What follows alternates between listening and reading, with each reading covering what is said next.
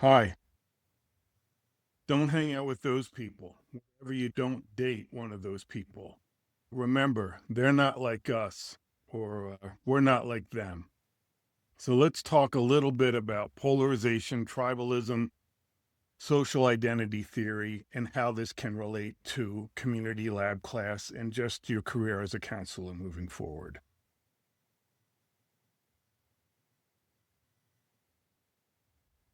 So I thought I'd start with some prompts. How do you identify yourself? How do you define others' identities? What of these identity characteristics are most important to you? Why those identities? Why not other identities? Do you mainly hang out with people who are the same kind of demographic variables as you, who share the same identities as you? What do you think of people in the other groups? So I was fortunate. I had a lot of teenagers in my house of many, many different backgrounds and identities. And over the last year, I really got to hear them debate what the Grammy Song of the Year, "They're Not Like Us," really means beyond just the diss of Drake, but about identity, pride, and then also about social action, and also about having one's identities, losing one identity, the complexity of identities, the complexity of group identities. And then, so that's a picture of Kendrick Lamar and his mother. And then on the right is a picture of myself and my mother, maybe the last picture before she passed away. And she always had a term, "those people." So where I grew up, it was mainly immigrants from World War II in Europe, although some from the Middle East and some from the Caribbean, probably about 50% descendant of African slaves. And and then we lived in Wildwood, and North Wildwood was filled with kind of white supremacist racists. And then Wildwood Crest, and these are only divided by a street, was kind of filled with middle class, maybe even lower middle class people. But for my mother, those people in my indoctrination included anyone who might be from English descent, as she was Irish and still angry about the potato famine, anyone from German descent, as my father was Jewish, and, my father fought in World War II, what was happening in the Holocaust, but also anyone who was Protestant, as England and Germany was, but also anyone who was kind of lower middle class or above, anyone who wasn't either Baptist or Catholic or Jewish, anyone who didn't know what it was like to live in poverty, anyone who didn't know what it's like to lose parents at a young age, anyone who kind of put the ideas of fashion high on their priority list or drove newer cars. It's a very complex intersectional kind of group of identities. And of course, no one fit all those categories in some way, but there was some collection of other out there that my mother had very, very strong feelings about. I think this is balanced by my father.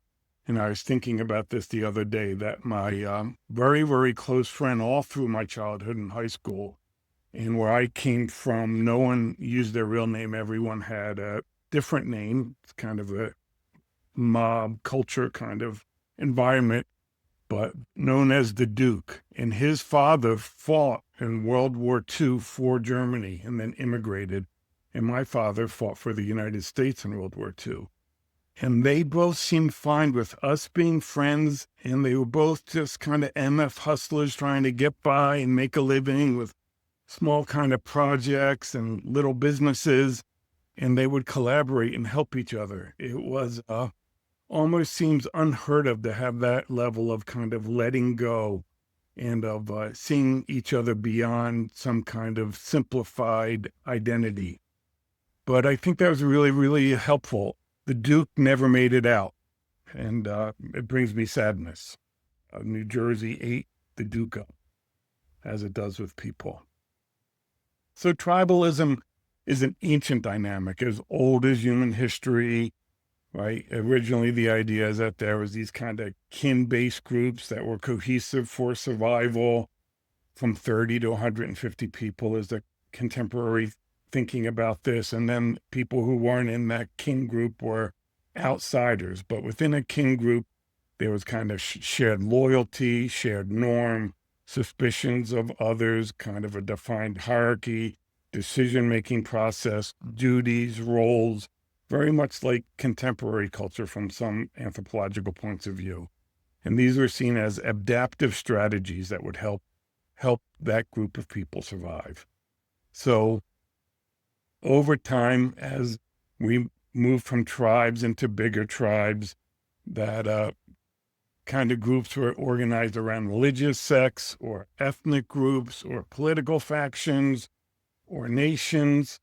But these us and them dynamics persisted and at times have really intensified, and particularly intensified in the United States over the last 40 years from the research. But there continue to be these enduring community, political, and global conflicts. Every community I'm a part of, there has these subgroup factions in them in some way. And I think we're trying to discuss and move forward better. And the world continues to be filled with genocide and oppression and war. So these weren't new ideas, this idea of polarization or tribalism, right? Plato actually warned against factionalism, that would disrupt harmony in some way. But then Plato's students cautioned against kind of excessive tribal loyalty in some way. It's an old saying in psychology, old wine in new bottles. And you can see some of the ideas here of, say, groupthink being talked about in Aristotle. And then in the East, Confucius really stressed harmony and warned that factionalism would be dangerous. And then it was particularly dangerous when kind of a small group undermined the functioning of a larger social order in some way. However, this isn't understood to have been universal and as a kind of a modernist core human idea that's hardwired into us in some way. Right. North American indigenous elders often critique colonial manipulations of tribal categories with the saying that plan was to divide, conquer, and then rule. Right. In the Lakota, there's a belief that human beings are part of a very, very big tribe that goes beyond just all humans to animals and plants and ancestors, and that really one's identity is almost more ecological, spiritual, cosmological, more than just kind of social identity.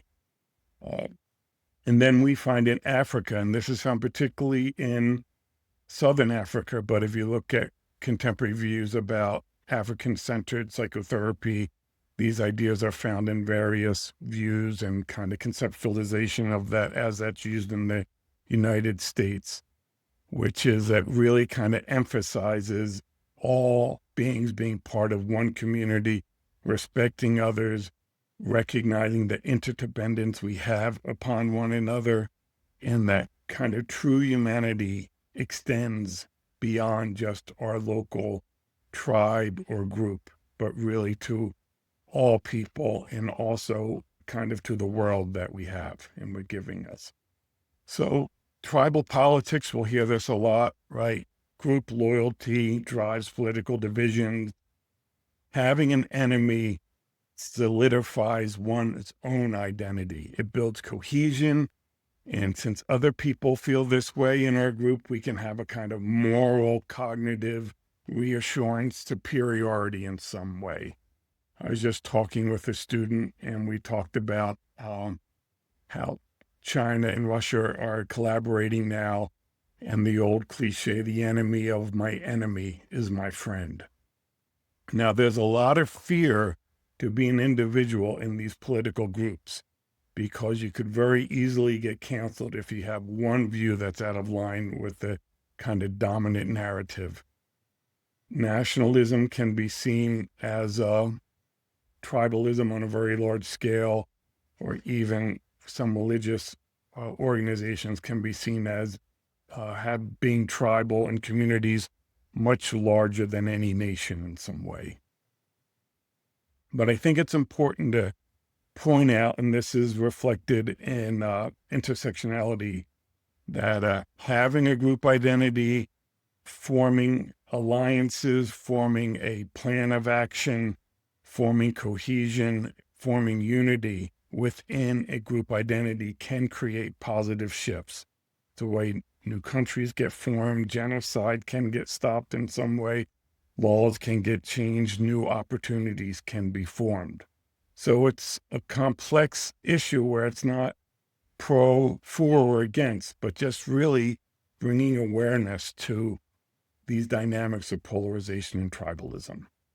So although this happened much earlier, the idea of social identity theory is really very, very popular now, particularly in justice studies and in diversity studies and in intergroup conflict and in peace studies, for instance. So this is how does somebody identify? Why do they identify this way? So I think before this study, you should know about Sharif Roberts' cave study, where basically he found that intergroup conflict gets really intense when there's limited resources. And I think this can be true within the world and with our society. This leads to more prejudice, more hostility. But then in the second half of this experiment, and this has been replicated various times, when you can get two competing groups having some superordinate goal, some goal that could be a win-win or something bigger than the group's goal, something bigger than yourself, groups are able to collaborate and cooperate in some way. So these would be the kind of core principles of social identity theory, which may very well likely might be on your licensure exam, right? That oneself concept is partly derived from the identities we're either culturally assigned by our family or within the culture we grow up, and also from the group membership that we identify with and join. While identity can often be seen around the dominant demographic variables of gender, race, class, one's profession, one's religion, one's ethnicities, one's ability, there also can be kind of more subtle ideas that go into how one identifies themselves in some way. To use kind of a benign example, I can view myself as a jazz bass player. So I'm in this group of people who love and play jazz, and I can feel fortunate that I can assign myself to people who I admire so much. They may not want me in that group in some way. But then as a bass player, I'm part of a smaller group. But as a bass player, I'm also part of a group that would include rock bass players and country music bass players and classical bass players. Now, having these groups can really kind of give us a sense of belonging, a sense of meaning, and kind of some norms of how we should act. I belong to various bass player kind of discussion posts, and there's a certain norm of respect, of humor, of kind of gentle sarcasm, of humility that seems to be in these groups. And when someone steps out of line, usually the moderator of those groups either cancels them and they have to leave the group, or they get pulled in the line in some way. So how does social identity theory work? All right. We classify individuals into groups. This can come from the dominant culture and mass media. It may come from our own culture that we're a part of how they identify various groups of people. And it may be very personal and idiographic to ourselves, how we personally identify groups of people, right? We will internalize our group membership. This will become part of our self-concept in some way.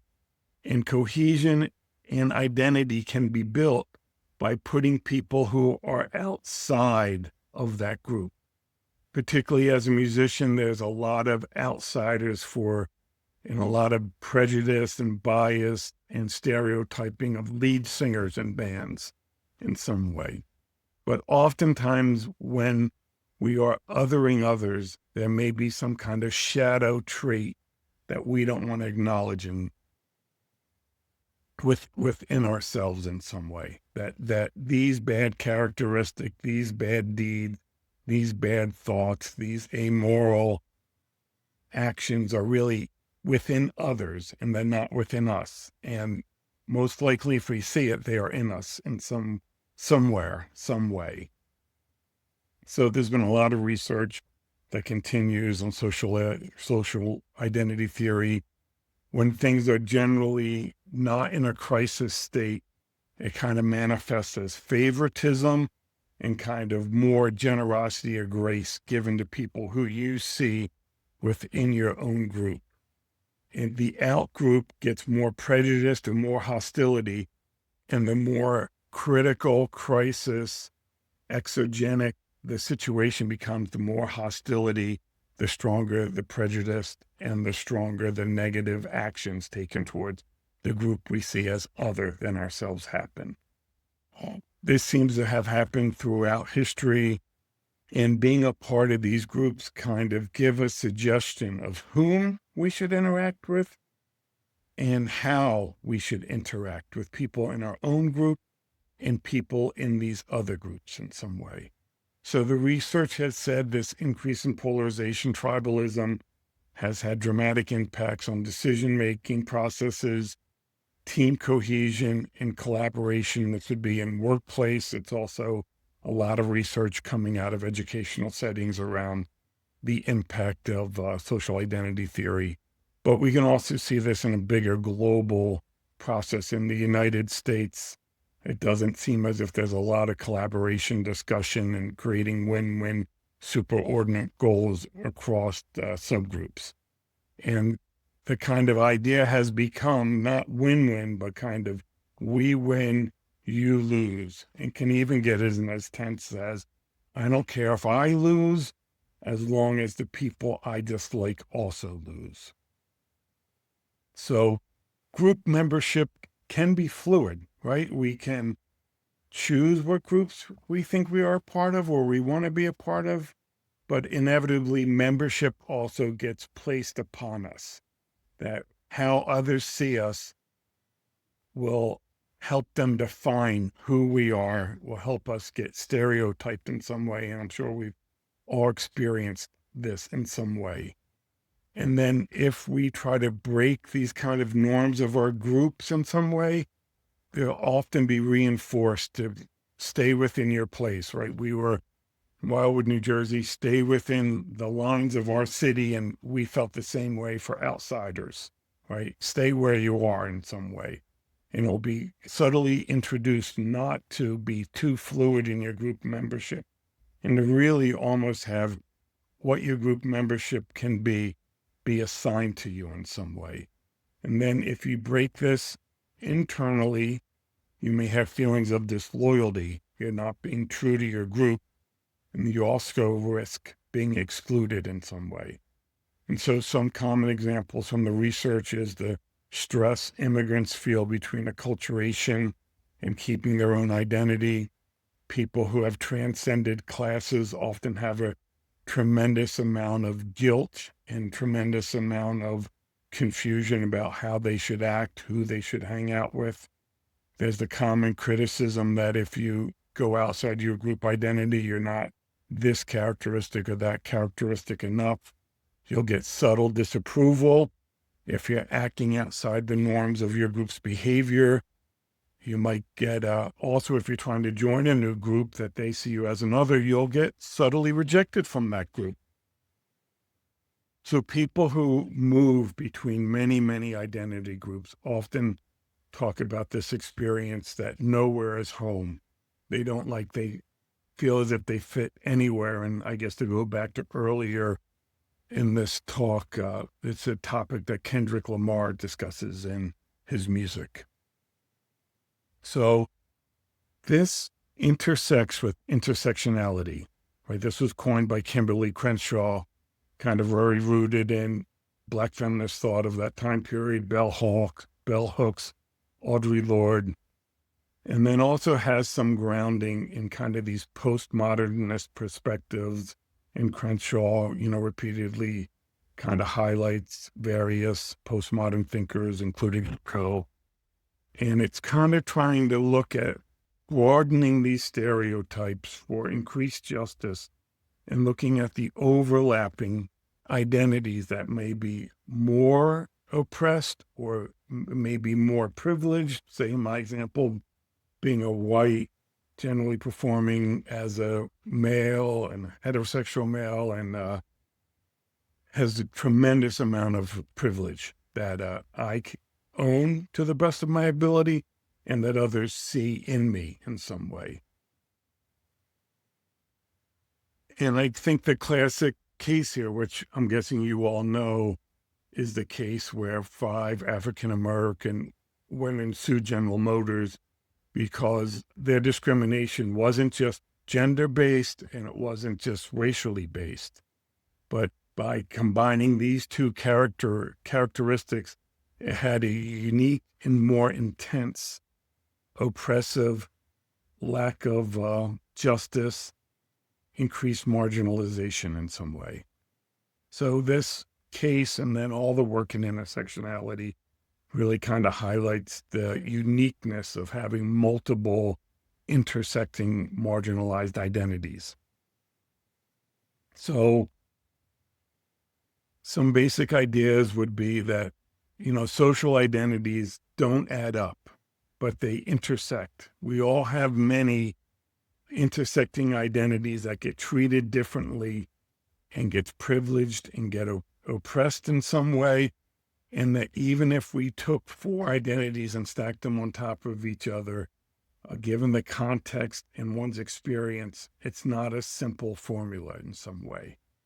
So something that's important here is that context was important. Going back to this original case, the context of working at General Motors in Michigan at that point had a certain context of privilege towards white people and towards males. So in different contexts, different identities may be privileged or may be impressed. So it challenged kind of these oversimplified views, and Crenshaw's work has been noted as being called applied postmodernism, which means looking at the complexity of how identities are socially constructed using power, mass media, historical precedent. And instead of resting there and not moving into action, how can we take this knowledge that things are socially constructed and framed in language that we have, but how can we take action to create a more just world?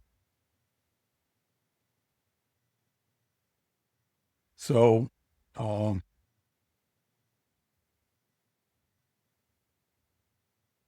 pulling from many, many ideas, including from sociology, it really highlights the unique experience of individuals and just really highlights the psychological stress, as was seen in the first case, of experience oppression or towards one's complex identity and the impact that it has on people to be placed in a category, potentially without being known, without being seen, to be stereotyped in some way. And the discomfort, the confusion, the rage that can come out of that. So some kind of summary thoughts as it's seen now in the research, including some of the psychological research. Identities intersect and they kind of shift depending on the context. Context kind of determines what identities we may bring forth. and also what identity categories others may put us in, right? It kind of fights against this kind of oversimplifying of just seeing someone in one demographic category and thinking they're similar to everyone else in that same demographic variable in some way. And by doing so, you kind of are lazy and you miss trying to discover the rich dynamics and the rich experience. So it's a more difficult way of going about working towards justice or working within a group or working with clients. It takes critical thought, can take creativity. It invites you to take perspectives of many other people, including other people in the group or who you're working with. It takes historical knowledge, and it takes being aware of the kind of relevant research that's happening in these topics of identity. So identity dynamics are seen as it can operate within our awareness, but also beyond our conscious awareness. So this is drawn from many historical examples of bias and oppression and tribalism and war.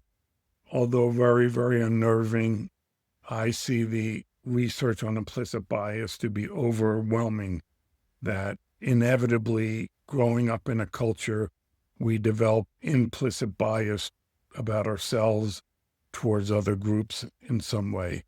It shapes our perceptions of ourselves and others, and this can happen instantaneously. They say within a second, we begin to put other people we meet into demographic variable groups and often into intersectional demographic variable groups with some kind of stereotypical labeling and assumptions.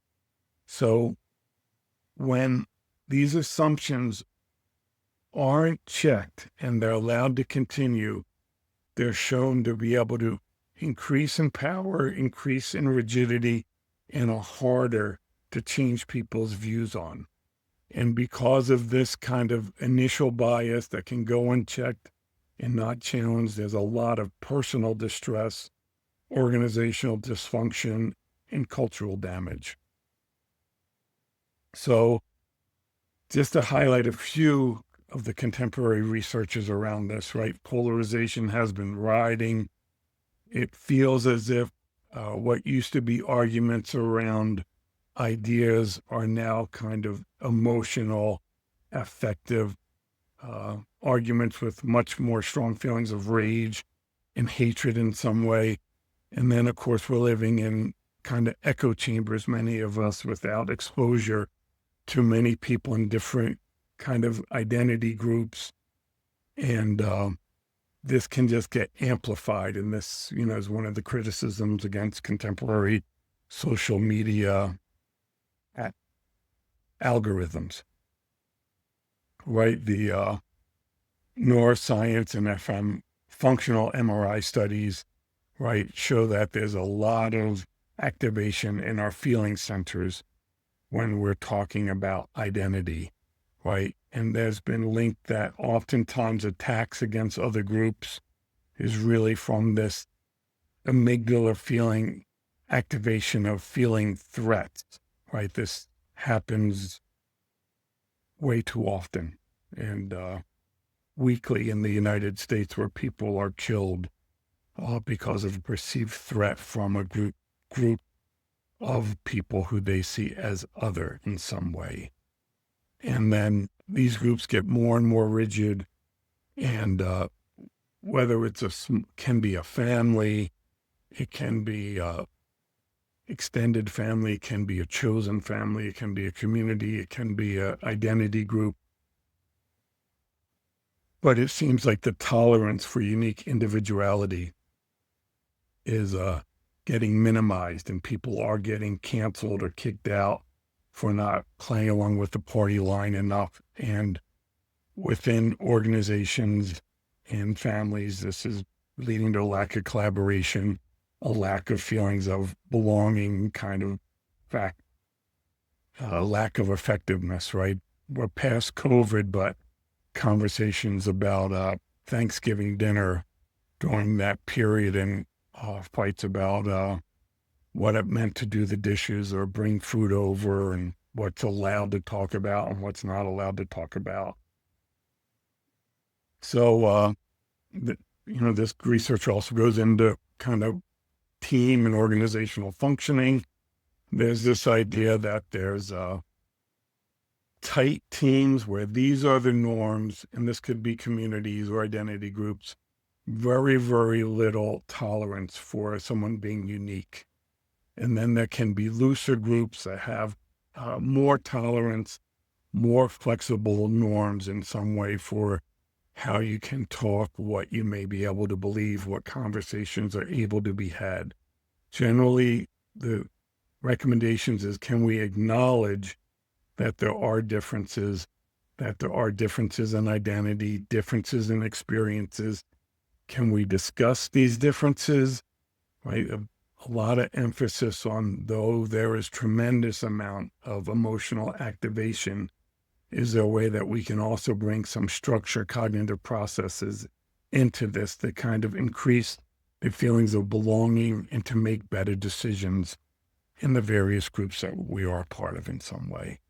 So across the research of many, many fields, these are the common ways to begin to work with this, is experiential reflections on identity and bias.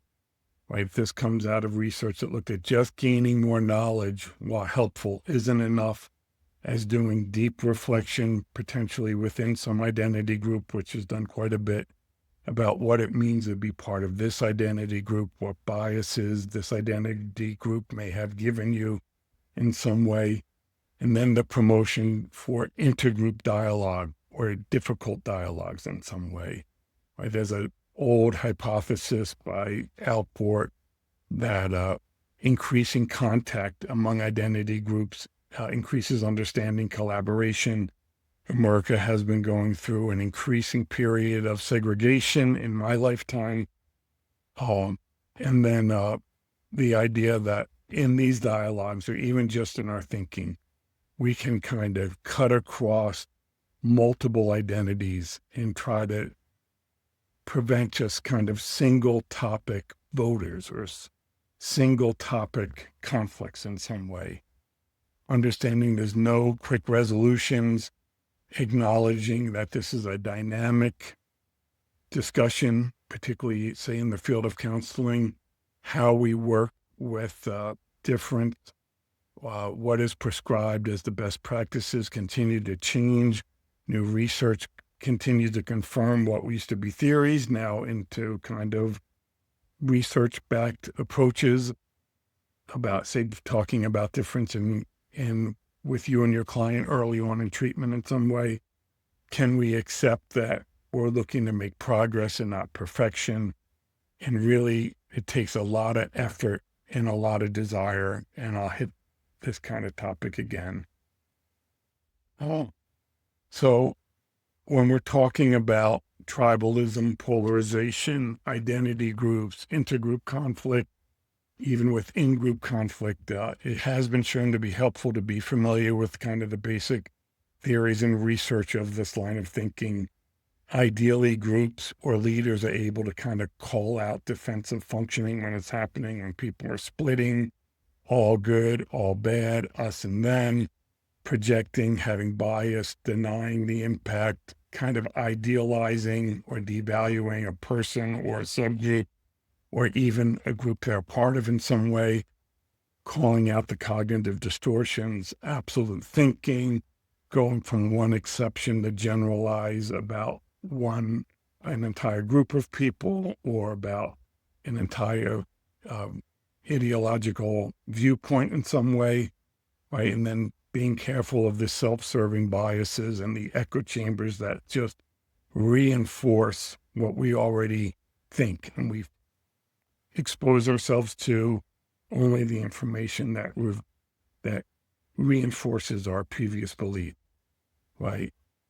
This is, how can we have kind of mutually respectful, brave spaces? And the idea here is that there needs to be kind of structured, strong guidelines for these dialogues, and also that there needs to be a certain level of grace and understanding, vulnerability, risk taking, and working towards greater belonging in some way. I have thinking of a student I knew who was the descendant of slave owners and was ostracized from that program primarily, and just was seen as that identity as racist, basically, in some way. And then I've also seen people who've had more flexible views around diversity, who may have been people from marginal identities who are also canceled out of groups in some way. So what would be 10% better, the next small step that we could take towards becoming more aware and working with these very strong divisions that are all around us and potentially within us? And then I found an additional study that said it takes more than just effort and desire, but kind of this prophecy, self-prophecy, that if we have hope, these dialogues seem to get better in some way. So, tribalism has been going on forever. I think having some familiar with social identity theory, as it's pretty popular across kind of academic disciplines right now, would be helpful. It's a useful way to look at your relationships with other people, from your partner to the groups you're a part of, to your neighbors, right, to your classmates, to your team members, right? Keeping in mind that identities are complex and intersectional, keeping abreast of how people are conceptualizing this right now. It's such a dynamic field in some way. And then some basic practices, right? Self-reflection, between group engagement, right? And dialogue as an effort for change in some way. So I put a few prompts down, a few ideas that you could consider in your own work, potentially even in this class. How is it to have so many intersectional identities, right? How is it to be part of potentially many tribes? And also, how is it to feel like you're excluded from many tribes, right? How hard is it for you to acknowledge bias? Can you see and contemplate the shifting identities within yourself, given the moment or given the context, right? What is your initial reaction when someone challenges your tribe's belief or practices, right? What strategies might have helped you bridge a divide and resist polarization? And can you approach others and their biases with some level of compassion and relational curiosity? This is going back to, many of Bell Hook's famous sayings about this. So I think this is a really important topic that, given the context of the United States, we're working within a polarized tribalist society as clinicians at this point, and we're living in one as human beings. And with any group, there will be differences and there will be biases. I'm still working through, I'm sure my partner and I, 35 years of kind of automatic old biases that we may have gotten, that we bring to one another from our past experiences and cultural indoctrinations. And can we continue to work on it? And I'm hoping this work provides a lot of meaning for you personally and is really good work for the world. So I have a whole nother talk about how Buddhism kind of considers these topics. And but this is more outside of the Buddhist lens. Bye-bye.